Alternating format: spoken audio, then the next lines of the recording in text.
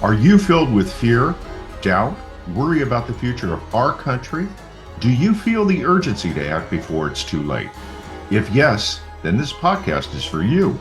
It's time for us to confront the critical issues threatening our nation's fabric, our democracy itself, regardless of our political stance. If you are ready to face reality, handle the tough questions, and find real solutions, then here's your host, Debbie Lynn Molyneux. Welcome to the Terrified Nation podcast.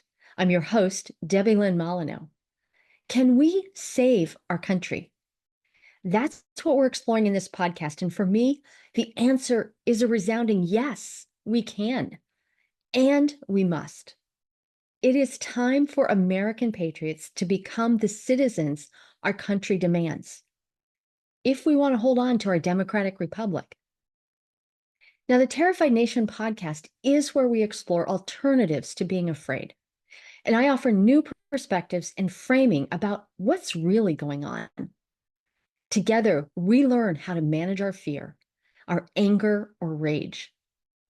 We also learn how to find hope in a world that just seems turned upside down, and where spin is often believed more than the facts. It is up to us, the citizens of this great, flawed, beautiful, and sometimes ugly nation, to live into the promise of our founders, each one of us dedicating ourselves to a better future by being an informed and active citizen while being neighborly with each other. I like to start each show with a question that we'll explore together. Today's question is, change is messy. How do you decide what is healthy change that helps us grow and what is unhealthy chaos? I'm sharing with you today an essay that I first wrote in the summer of 2016 and have just updated it for 2024. I was surprised how relevant it was today, maybe even more so than it was in 2016. And because the essay is very long, we're going to be breaking it up into 3 parts. Each one builds on the previous essay. And as we weave through history together, I hope that you will see the correlating patterns that allow us to make better decisions than the generations who came before us. Here we go. Part 1, the cycle of change. Our country is still in crisis. I wrote that in 2016, and I think it's even worse in 2024. The divisions and factions appear everywhere. We are still slicing and dicing ourselves into homogenous, or some say tribal, groups where our thinking gets validated and the other is increasingly demonized, dehumanized, and assessed with evil intentions. And it's all happening on schedule. Now, what the hell do I mean by that? Well, the last time that we had a mostly global agreement about how we would treat each other, about how we trade between nations, and an agreement on common human rights was following World War II. Now, at that time, the world was weary of war and sacrifice, of hunger and scarcity, of uncertainty and fear. We wanted peace and prosperity. And we sought happiness and joy. Globally, we drafted the agreements to form NATO. We helped rebuild Germany and Japan. We created Israel. And here at home, the GI Bill offered a path to the middle class through education and home ownership. And as we entered the 1950s, what was then mainstream Americans were satisfied and thought, this is the good life.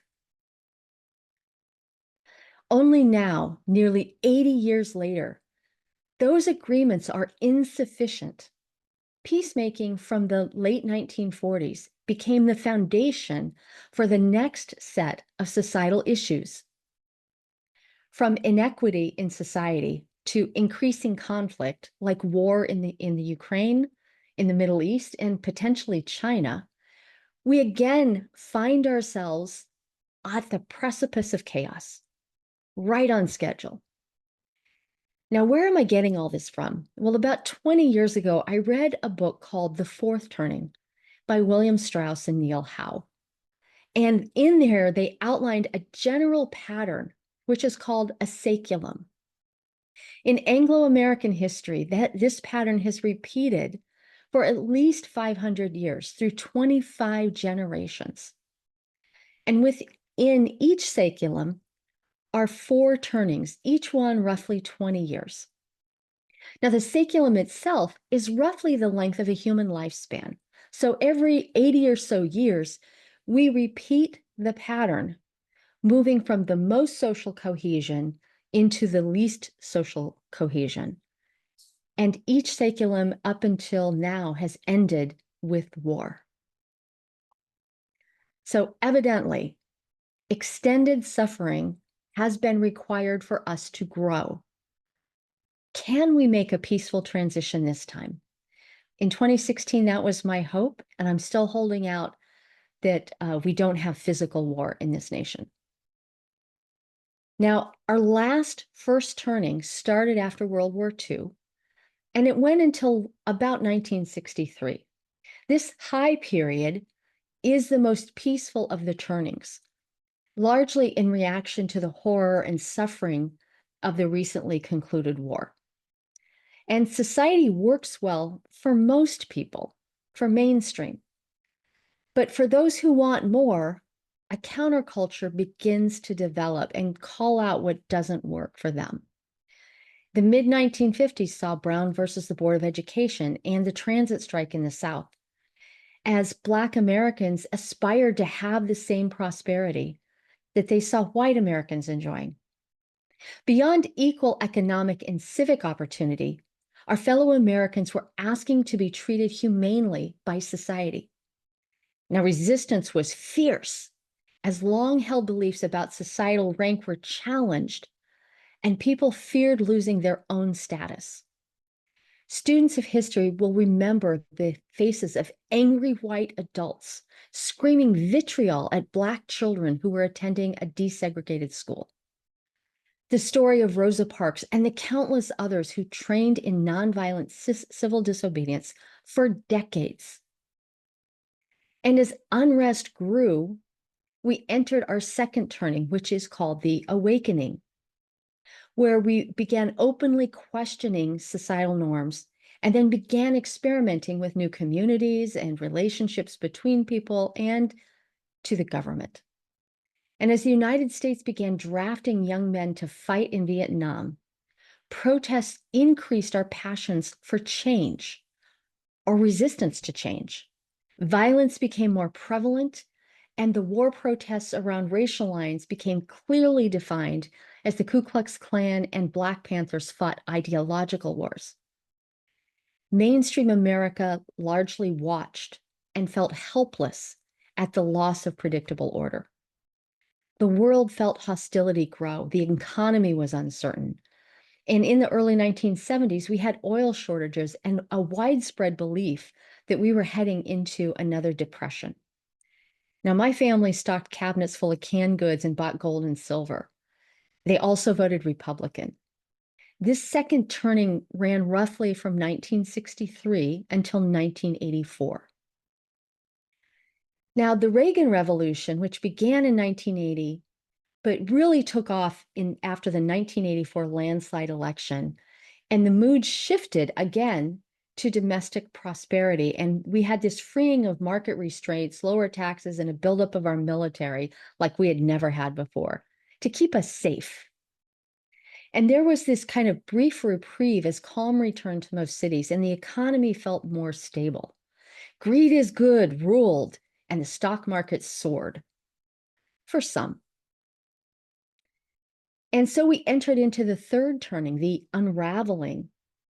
And the seeds of the Reagan Revolution actually seeded our distrust of the government. And in the first turning, the government had created paths to prosperity for many.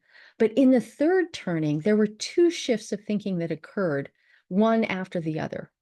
The first was that government had grown too powerful and intrusive in our lives.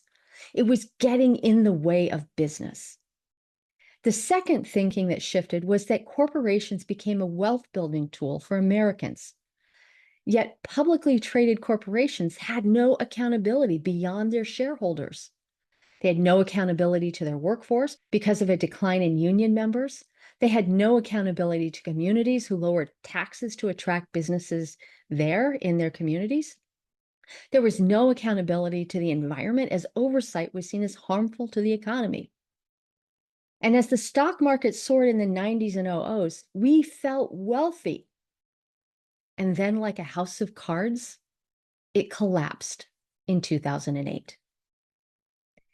Here, we entered the fourth turning, the crisis. And following the 2008 financial collapse, we continue to feel vulnerable in many ways. We fear financial ruin. We fear terrorism. We fear for our planet. We fear our government. We fear our police. We fear our neighbors. The old systems put in place after World War II no longer work as intended, protect us as desired, or free us to live the American dream. And so we fight with each other, our allies, our enemies, thinking that if we can restore what was, we will have again a peaceful and good life. Only the cycle doesn't work this way. Over the last 500 years, we have progressed by granting more freedom, opportunity, and sharing power with each succeeding generation. And with that comes our responsibility to be accountable to each other, to our communities, and to act in good faith and work together. While the past may feel safer to some, it is the future we must plan. So how can you co-create the future we want? It is literally the most powerful thing we can do right now. And in that vein, I'd like to end this podcast with an invitation for you. Terrified Nation listeners are invited to participate in a national research project, one that allows your voice to be heard when you share your preferred future for what you want for yourself.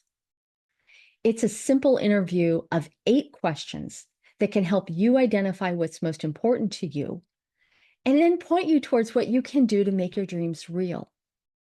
You might check it out and then actually have a meaningful conversation with a loved one, interviewing each other. I hear this is great for like couples therapy or book clubs.